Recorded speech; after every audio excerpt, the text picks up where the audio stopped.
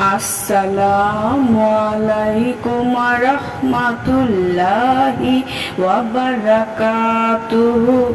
সুপ্রিয় সম্মানিত দর্শক শ্রোতা, আশা করি মহান রব্বুল আলামিনের দয়ায় আপনারা সকলেই ভালো আছেন।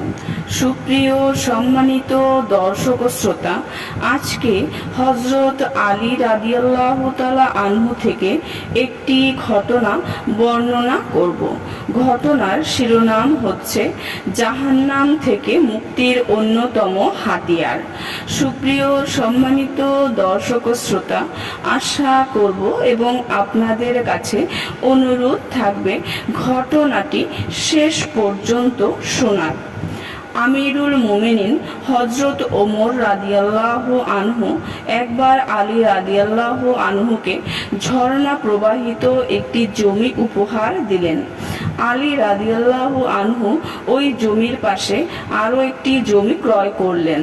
এরপর সেই জমিতে কূপ খনন করার জন্য শ্রমিক নিযুক্ত করলেন। কিছু দূর খনন করার পরেই পরিষ্কার পানি বের হতে লাগলো।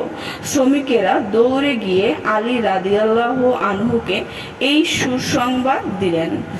আলী রাদিয়াল্লাহু আনহু বললেন, এটা তো উত্তরসূরিদের জন্য সুসংবাদ। এরপর তিনি উঁচু আওয়াজে বললেন, আমি আল্লাহ ও তোমাদের সাক্ষ্য রেখে বলছি, এই জমি আমি মিসকিনদের জন্য সদকা করলাম।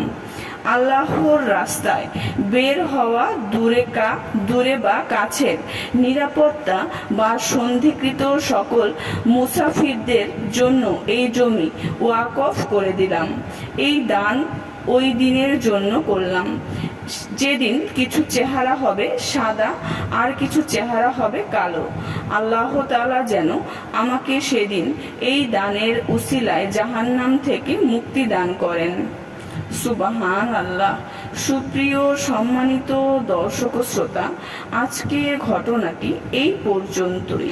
ঘটনাটি যদি ভালো লেগে থাকে অবশ্যই চ্যানেলটি সাবস্ক্রাইব করবেন, লাইক করবেন, কমেন্ট করবেন এবং বেশি বেশি শেয়ার করে দেবেন। সবাই ভালো থাকবেন। আল্লাহ হাফেজ।